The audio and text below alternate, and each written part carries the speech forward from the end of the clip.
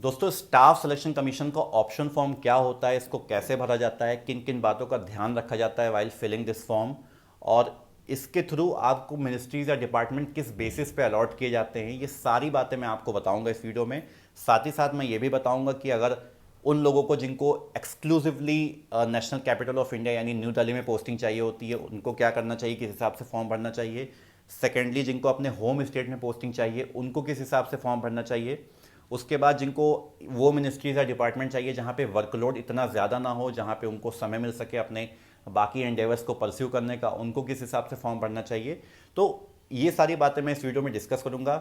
साथ ही साथ जो फर्स्ट टाइमर्स हैं, जो डॉक्यूमेंट वेरिफिकेशन के लिए यानी एसएससी स्टेनोग्राफर 2019 एग्ज़ाम के डॉक्यूमेंट वेरिफिकेशन के लिए पहली बार जाएंगे, उनके लिए ये वीडियो देखना बहुत इंपॉर्टेंट है। So believe me, option form जितना हम लोग समझते हैं उससे कई गुना ज़्यादा इंपॉर्टेंट होता है, because the way you fill your option form decides कि which employer you will be assign to, which department और ministry you will be assign to. और अगर उसके बाद आप जाके कोई और एग्ज़ाम नहीं निकालते हो या कहीं और डेपुटेशन पे नहीं जाते हो, तो आप हमेशा उसी एम्प्लॉयर के साथ रहोगे इन वन डिपार्टमेंट और अदर। तो ऑप्शन फॉर्म बहुत इंपॉर्टेंट होता है, इसको बहुत कॉशियसली पढ़ना चाहिए, ठीक है। और जिन जिन बातों को मैंने अभी डिस्कस किया है एक एक करके वो सारी बातें मैं इस वीडियो में लूँगा।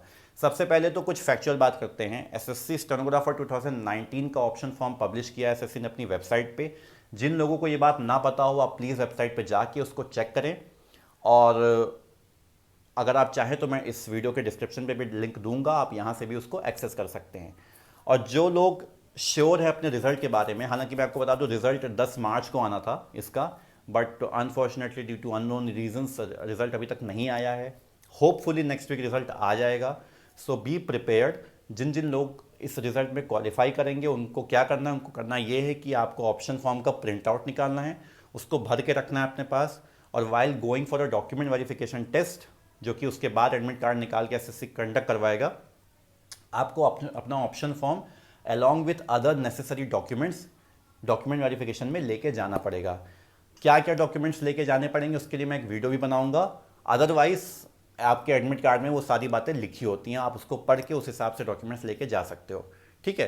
अब हम लोग बात करते हैं दोस्तों ऑप्शन फॉर्म होता क्या है और इसका पर्पस क्या होता है। देखिए, while releasing notification for any particular exam, SSC generally एक लिस्ट पब्लिश करती है जिसमें वो ये बताती है कि उस पर्टिकुलर ईयर में कितनी वैकेंसीज हैं टोटल, ठीक है, किस ग्रेड पे में कितनी वैकेंसी हैं, और किस मिनिस्ट्री या डिपार्टमेंट में कितनी वैकेंसी हैं।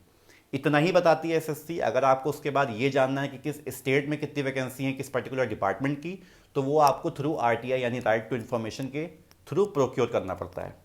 खैर, उसके बाद जब आपका रिजल्ट आ जाता है, जब आप मतलब प्रोविजनली सेलेक्ट हो जाते हो, तो उसको आप उसके बाद आपको वो ऑप्शन फॉर्म भरना पड़ता है।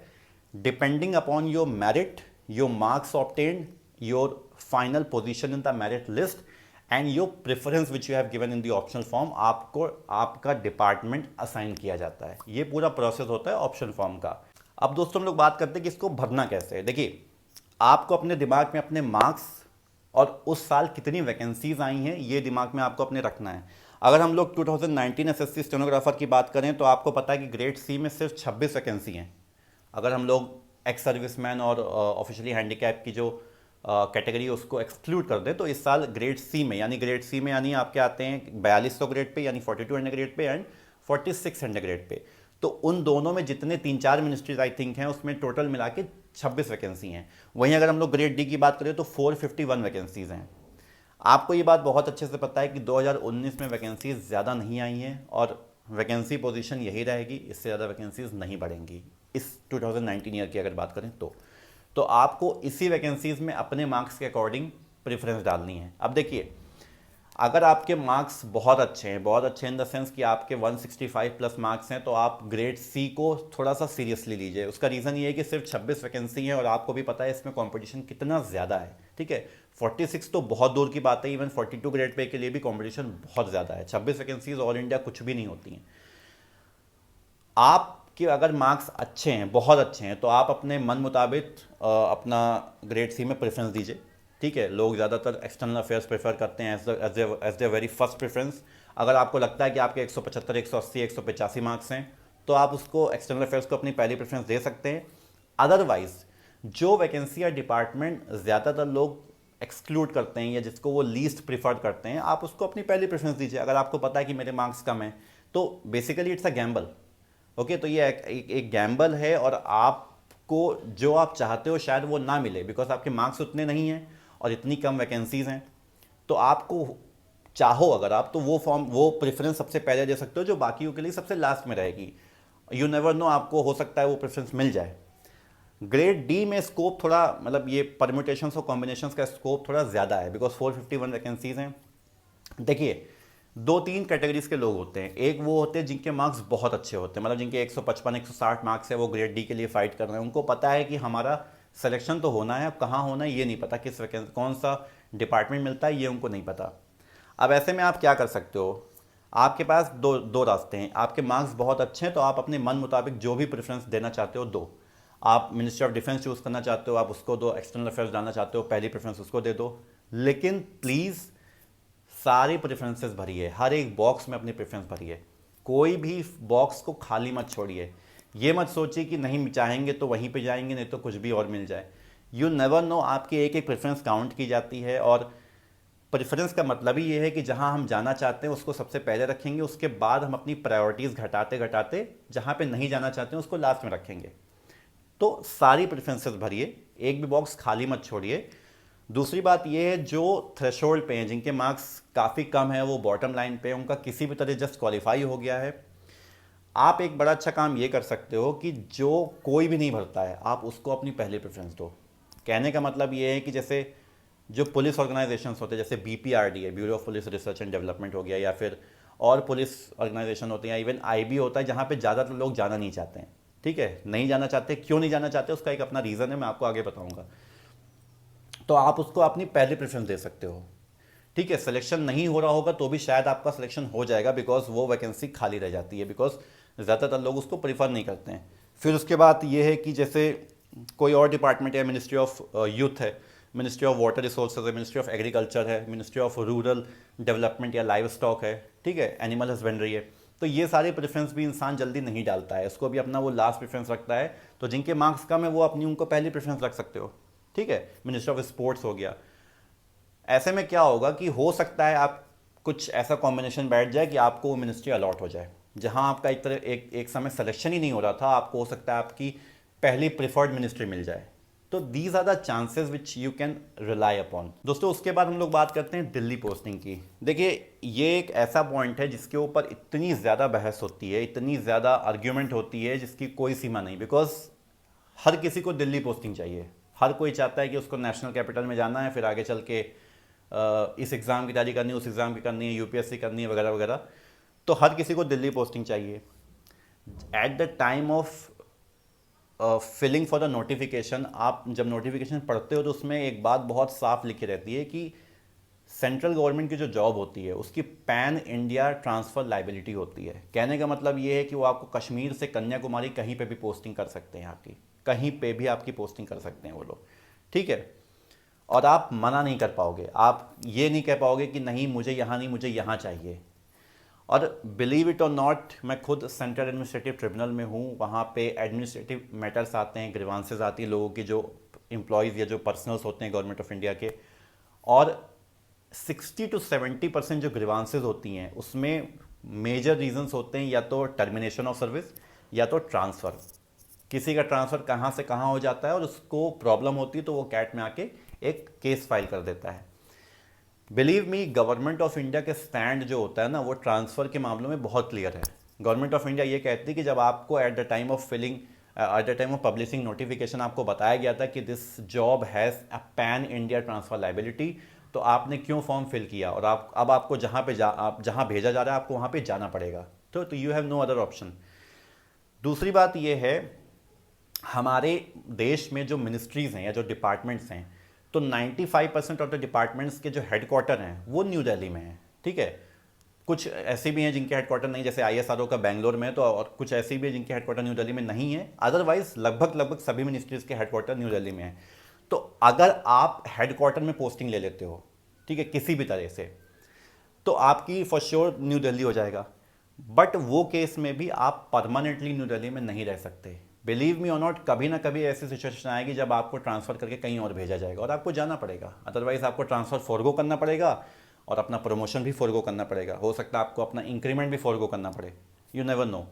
दूसरी बात ये होती है कि गवर्नमेंट ऑफ इंडिया में दो कैडर होते हैं, एक होता है CSS कैडर, इसको बोलते हैं सेंट्रल सेक्रेटेरिएट सर्विसेज, और एक होता है CSSS कैडर, जिसको बोलते हैं सेंट्रल सेक्रेटेरिएट स्टेनोग्राफर सर्विसेज। जो हम स्टेनोग्राफर्स होते हैं उनके लिए CSSS कैडर काम आता है, CSS कैडर होता है सीजल वालों के लिए।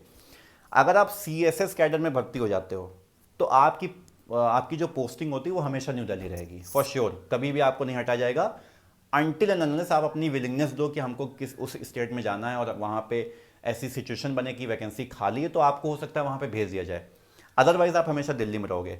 अब सवाल ये आता है कि कौन कौन से डिपार्टमेंट्स हैं जो CSSS कैडर में आते हैं, ठीक है। तो DOPT में जैसे है, DOPT अगर वैकेंसी आती है तो DOPT में चांसेस ज़्यादा होते हैं कि आप न्यू दिल्ली में रहोगे।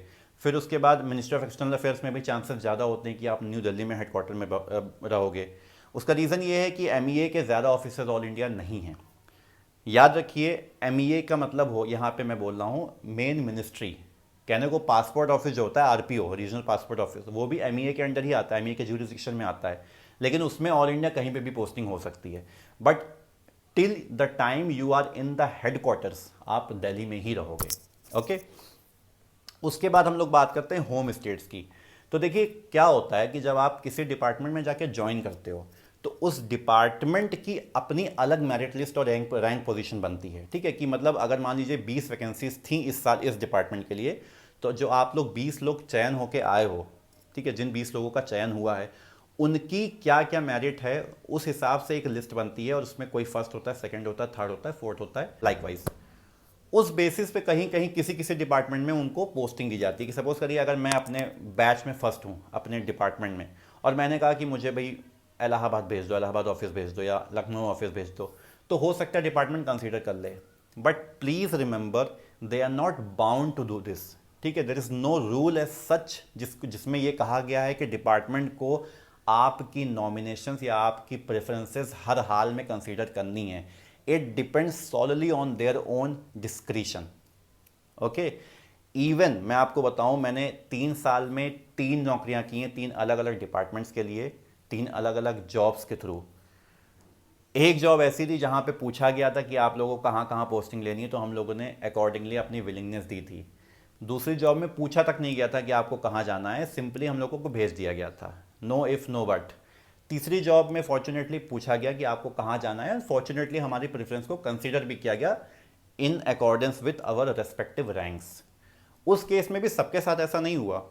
तो यू सी कि कितनी ज़्यादा कॉम्प्लेक्सिटीज़ हैं, कितना ज़्यादा क्या बोलेंगे हेजी सिनेरियो है। गवर्नमेंट बाउंड नहीं होती है आपकी प्रेफरेंस कंसीडर करने के लिए, it is on their discretion and their good faith कि आपका वो नॉमिनेशन या आपका जो प्रेफरेंस है उसको कंसीडर करें या ना करें, ओके।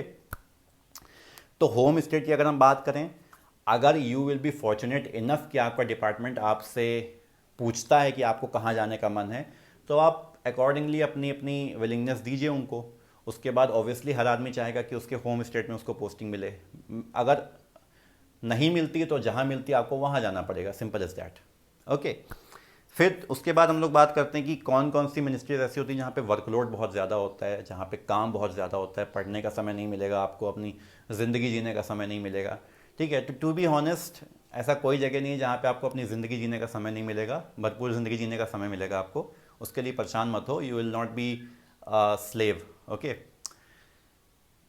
लेकिन स्टिल जो पुलिस ऑर्गेनाइजेशंस होते हैं, जैसे कि इंटेलिजेंस ब्यूरो है, जो इन्वेस्टिगेटिव एजेंसीज होती हैं, जैसे कि NIA है, CBI है, रॉ में तो सीधे प्लेसमेंट नहीं होता है, फिर उसके बाद मान लीजिए NCB है, ED है, इन्फोर्समेंट डायरेक्टरेट है, तो यहाँ पे जनरली वर्कलोड ज़्यादा होता है, ओके, यहाँ पे वर्कलोड ज़्यादा होता है। और उसके बाद जैसे इवन BPRD में भी वर्कलोड आई थिंक ज़्यादा होता है, जहाँ तक मैंने सुना है, bureau of police research and development में। फिर उसके बाद जो मिनिस्ट्रीज़ के हेडक्वार्टर होते हैं वहाँ पे भी नियर अबाउट वर्कलोड ज़्यादा होता है in comparison to the branch offices. तो ये फैक्ट है, ये एक फैक्ट है, और ये बात सबको पता होती है, जो भी हम लोग एम्प्लॉयज़ होते हैं गवर्नमेंट ऑफ इंडिया के, हम सबको ये बात अच्छे से पता होती है। तो कुछ के बदले कुछ वाला ये कि एक बार्टर सिस्टम है कि अगर आप हेडक्वार्टर में रुकोगे तो जनरली आपके पास काम ज़्यादा रहेगा, बिकॉज हेडक्वार्टर में स्ट्रेंथ ज़्यादा होती है, ऑफिसर्स ज़्यादा होते हैं, जिनके साथ आप अटैच किए जाओगे वो लोग ज़्यादा होंगे और अकॉर्डिंगली काम ज़्यादा होगा। तो यू सी हर चीज़ के अपने एडवांटेजेस एंड डिसएडवांटेजेस हैं, आपको केयरफुली ट्रेड करना है इनके ऊपर। उसके बाद हम बात करें कि किन किन बातों का ध्यान रखना चाहिए वाइल फिलिंग दिस फॉर्म। देखिए जो लड़कियां हैं, मैं आपसे बताऊं, आप लोग BRO अपनी प्रेफरेंस कभी मत डालिएगा, बिकॉज BRO सिर्फ मेल कैंडिडेट्स के लिए होती है, तो आप उसको लास्ट में एकदम रखिएगा। ठीक है, आप अगर भरना भी चाहो तो उसको एज योर लास्ट प्रेफरेंस भरिएगा। BRO ग्रेड D में आई होगी वैकेंसी इस बार। उसके अलावा मैं फिर कह रहा हूं, ऐसा कोई चेक्स एंड बैलेंसेस का सिस्टम नहीं है जिसके थ्रू आप एग्जैक्टली जो चाहें आपको वो मिल जाए। It purely depends on your luck. ठीक है, more than hard work it depends on your luck, more than your merit it depends on your luck कि आपको कहाँ जा रहे हो। और फिर मैं एक और बताऊं आपको कि किस मिनिस्ट्री में कितना ज़्यादा काम है, ये मिनिस्ट्री के ऊपर डिपेंड नहीं करता है, ये डिपेंड करता है the table which you are holding.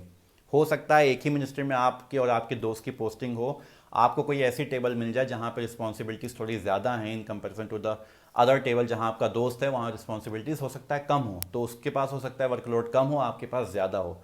तो no ministry has too much of workload, it depends solely on the table which you are holding.